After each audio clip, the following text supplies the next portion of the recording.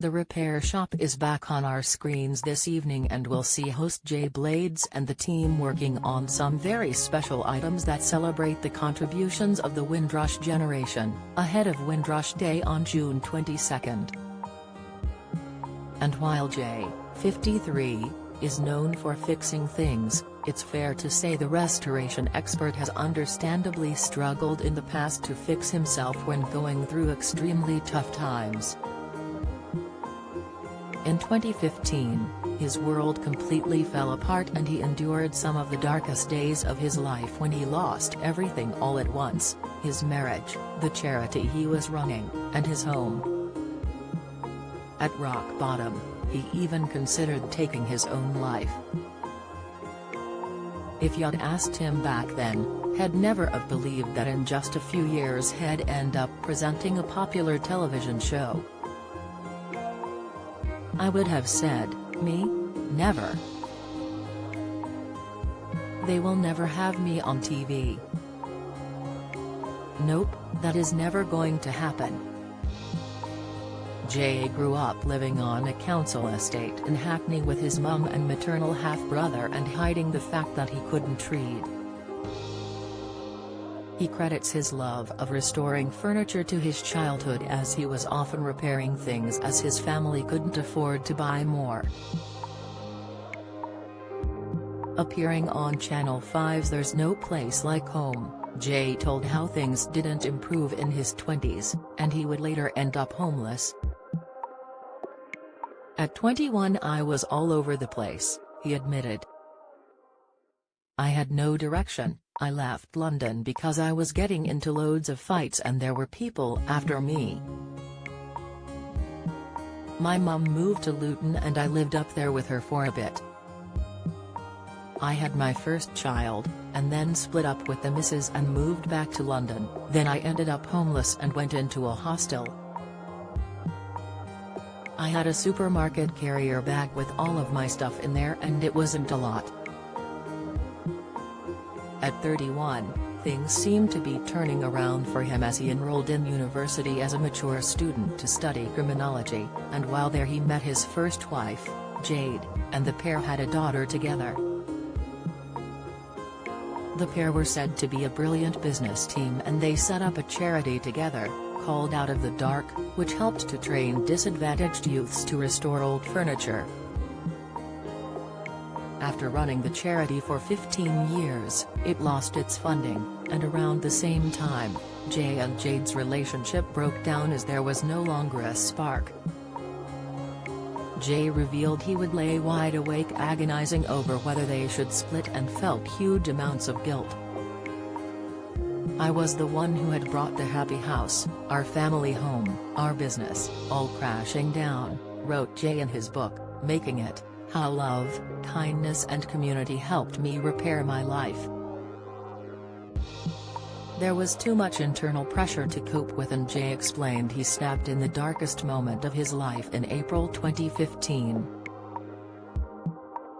Describing it as an out-of-body experience, Jay said something inside him broke and he decided to get in his battered old BMW and drive off with no end destination. Everything came at once, he recalled to the Mirror in 2020.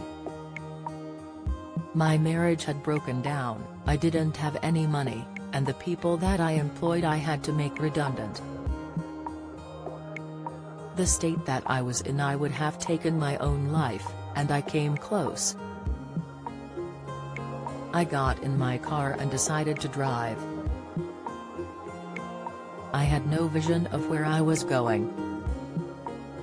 I ended up in Wolverhampton, and for a couple of nights I slept in my car. During that traumatic week, Jay lost a stone because he wasn't eating or drinking and hadn't had a wash in days. I was unable to see tomorrow, I couldn't see myself existing in the future, he told the Mirror while bravely opening up. It was everything, the breakdown of my marriage, my business, me not being able to speak about it to anyone. All Jay could think about at that moment was what he had been told by a teacher at secondary school, that he would be a failure. He added, "My careers teacher when I was 14 told me it wasn't worth trying because my life would always amount to nothing. All my life I'd put all that negativity in a box." Now the lid had closed and I had entered a world that was dark, completely dark. I couldn't even think straight about the effect on my kids, who I loved more than life itself. Jay considered taking his own life but eventually ran out of petrol and pulled into a retail park where he sat eating burgers at the wheel. Ex-wife Jade was concerned for his safety and phoned the police, who found him with a psychiatric nurse and told him they thought he might be a danger to himself. Fortunately, they let him go with a friend, Gerald Bailey, owner of the Diffusion fashion chain, who Jay credits with saving his life. Describing the life-changing moment where he sat in Gerald's car, he said, "I sobbed. Proper, shoulder-heaving, gut-wrenching, inconsolable sobs. Everything poured out. I bawled and I howled. I was brought up not to cry, to always act tough. I had never cried in front of another man before. When I stopped, the numbness had passed. I was alive again."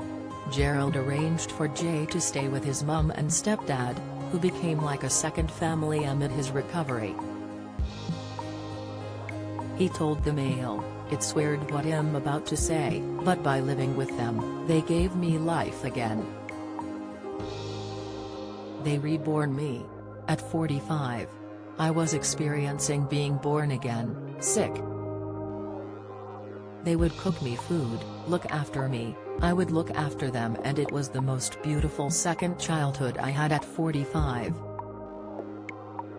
Jay, who has 3 children, now lives in Wolverhampton with his wife Lisa Buzan, who he married in 2022.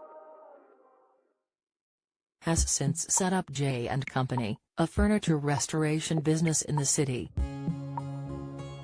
Shortly after his TV career began to take off, as he appeared on Kirstie Allsopp's Handmade Christmas Craft Show in 2014, before going on to co-present BBC's Money for Nothing alongside Sarah Moore.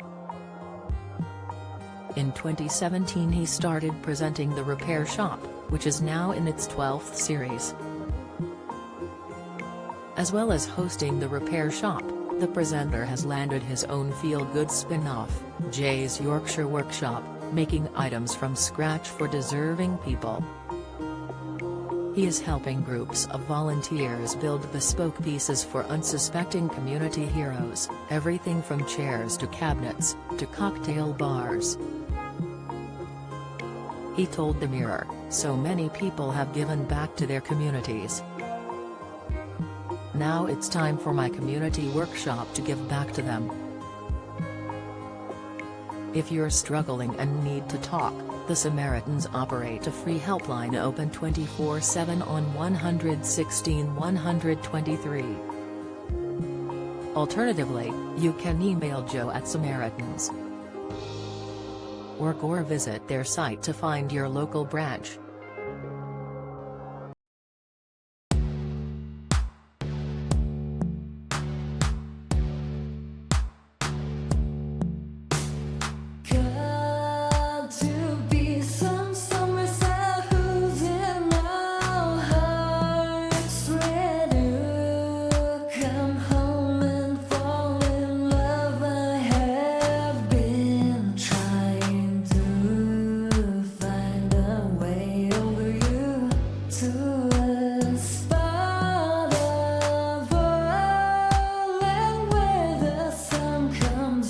From